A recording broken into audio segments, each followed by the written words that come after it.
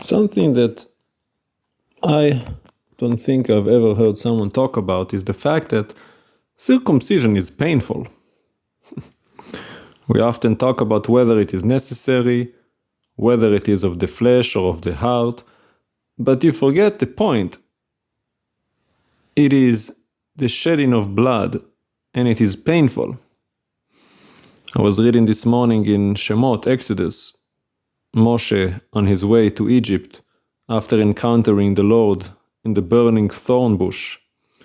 And in chapter 4, verse 24, it says that on the way, during the night in the encampment, Adonai met Moshe and was going to kill him. And Zipporah took a flint stone and cut off the foreskin of her son and threw it to the feet of Moshe, said, "You are a bloody groomsman to me, a bloody groom to me." And then the Lord let him go. And she said again, "You are a bloody groom to me because of circumcision." That is one of the strangest stories, isn't it? Just a few verses prior, Moshe gets sent by God, anointed and appointed, and here the Lord is trying to kill him. Very interesting. We don't know exactly how it happened. Did the Lord manifest himself? Did he send an angel? Was he wrestling with a man who was trying to break his neck? We don't know. But it was obviously something that his wife could notice and that she knew the reason why.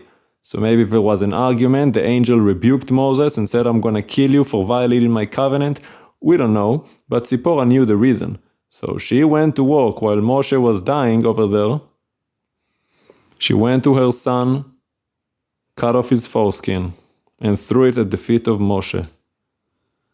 Now, we don't know why the son wasn't circumcised. Was it because Moshe was slacking off? Was it because the wife resisted? We don't know. But the point being is that circumcision is painful. Babies, they cry. If you've ever seen a circumcision, Brit Milah, they cry and the rabbis usually give them a drop of wine, just a drop to knock them out, because remember, they're only 8 days old. So they knock over. And that's how you get your babies drunk. But nevertheless, the first circumcision was not of a baby. It was of a man, 99 years old. Think about that for a moment. 99 years old, that's no spring chicken. And he had to go through that in a very sensitive part of your body. Can you imagine the pain? Don't. It will make you cringe.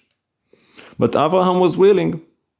And every male in his household, Ishmael was 13, but he had 318 servants. And they all went through that. The only one who got blessed and not remember anything was Yitzchak, who had it at 8 days old. You don't remember anything from when you're 8 days old. But they did. Oh, that pain. How long does it take to recover when you're 99 years old? But then, we have this story, Moshe not circumcising his son and almost dying for it.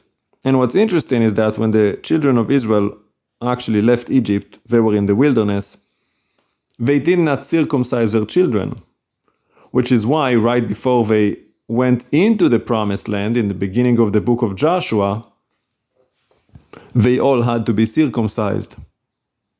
Right then, across the Jordan River, all of the men of Israel had to be circumcised to heal before they could move, because they were paralyzed for 3 days. Again, the pain. You can't move. It's horrible. And they all went through that pain.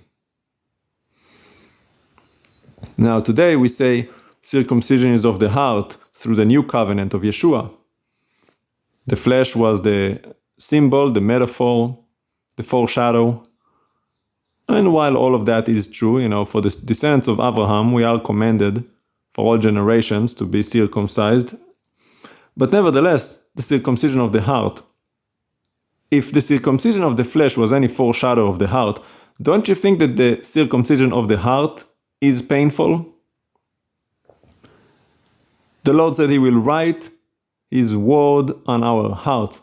How do you think He does that? I'll give you a hint. How did He write His word on the tablets of stones? Because after all, that is the representation of our hearts. Stony hearts, which is why He gave us tablets of stone. He engraved it. You ever thought about that? How do you engrave in stone? You take a chisel and a hammer and you start and you engrave it in that stone. Now stones don't have any feelings, they don't have any pain sensor, so it doesn't hurt them, but if they did, imagine somebody engraving into your heart, chomping up the bits, scraping it, engraving words onto the tablets of your heart. Painful imagery, isn't it? Pain. It hurts. When the Lord writes His Torah on our hearts, is a very similar manner to disciplining a dog.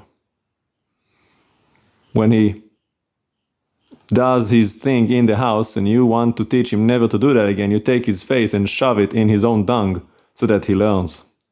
Well, that's kind of what God does, in a way.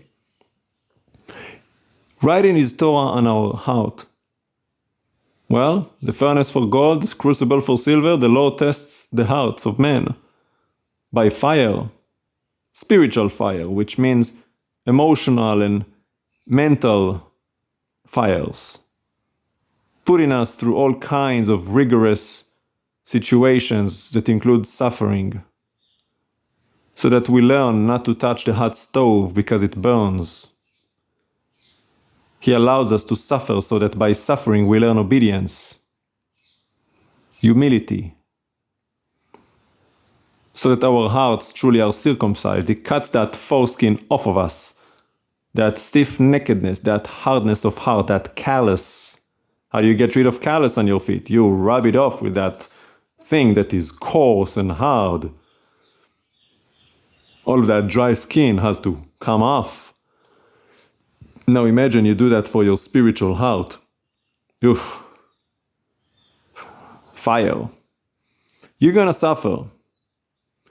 And unless you've blessed like Yitzchak to be given that circumcision as a baby, which is what happened when you are raised in the Lord, you're gonna have to go through circumcision as an adult. That is when you come to the Lord as an adult. And it's gonna hurt. And you better be willing to take it. Or else you're gonna end up like Moshe, when the Lord tries to put him to death. God does not play. He's a consuming fire. We don't like that, I know. It scares us, and it should. But that's a good thing, because that should keep you in your lane. Keep you in your place. The Lord is not some wishy-washy teddy bear genie in a bottle, always just happy and giggly, laughter, and He can do no harm. That's not the God of creation. He is a consuming fire. Sure, He is love, but He is also wrath. Sure, He is goodness, but He is also severity. He will bless you beyond your wildest imagination, and He will also curse you beyond your wildest imagination. You better be on God's good side. And He tells us how. He said, I present you with goodness and life, with curses and death. And He tells you what to choose. He said, choose life. So that you and your descendants after you will be blessed and live in the good land that I have given you. Why should you die? He tells you what to do. He instructs us. But He gives us a choice because He loves us that much. He's not a tyrant. He's not a dictator. He's not a slave master. We have a free will. We don't have to do anything. But He tells us what to do because there are consequences. You don't have to keep the law, but if you break it, there is a penalty. So the circumcision of the heart, it's gonna hurt you. You better be willing to take it. And the younger you are, the better. Think about that for a moment. The older you are, the more painful it is going to be. There's more callus to be removed. More muscle memory. Don't wait. When you hear the message of the Lord, do not harden your hearts as our forefathers did in the desert in Massa and Meribah. They hardened their hearts and tested the Lord. They were unwilling and got punished. Just soften your heart. Humble yourself in His presence. Be willing to take a whipping and a flogging. Be willing, just like a son who humbles himself to his father's punishment. Well, I know what I've done. All right, I'll turn around. You can whip me. And the Father whips us with love, not to crush us, but to teach us. I'm going to whip you, but not because I hate you, because I love you. Spare the rod, spoil the child. If you do not correct your son, he's not going to get well. He's going to keep on doing the wrong thing. He's going to keep going down the wrong path unless there is enough severity to teach him never to do that again. He's going to do it again. And we see that all the time with parents who fail to correct their children, parents who feel so sorry for the children. Hey, he's just so cute, I cannot spank him. And those children grow up to become the most horrible people. Spoiled, arrogant, prideful, selfish, because they were never spanked properly by their parents, because their parents hated them under the disguise of love. You love him so much you cannot spank him, which means you hate him. Spare the rod, spoil the child. If you love your son, discipline him. The Lord disciplines the ones whom He loves. He's gonna whip you because He loves you, so that you learn how to behave, how to act right. Gotta get that pride out of you, that arrogance out of you, that evil inclination out of you. Teach you to act right. That is how He writes Torah on our hearts. Not by some waving some miracle wand, like you Westerners like to think. It's very practical what the Lord says. He said about the people of Israel in the desert, how did they learn Torah? They lived in the desert for 40 years, being afflicted and humbled. He allowed them to go hungry and fed them with manna from the heaven. He allowed them to go thirsty and gave them water from the rock. He write the Torah on their hearts by taking them through the fire so that they learn obedience.